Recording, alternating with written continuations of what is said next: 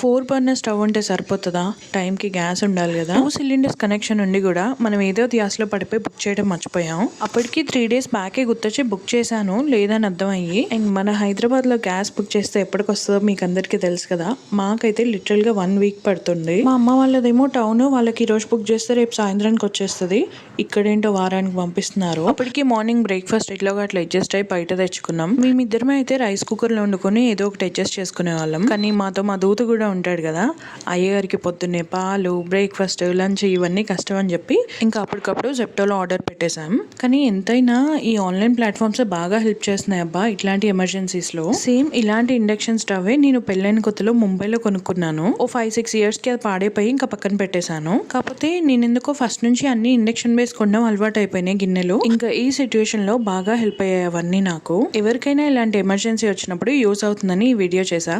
సరే మరి బాయ్.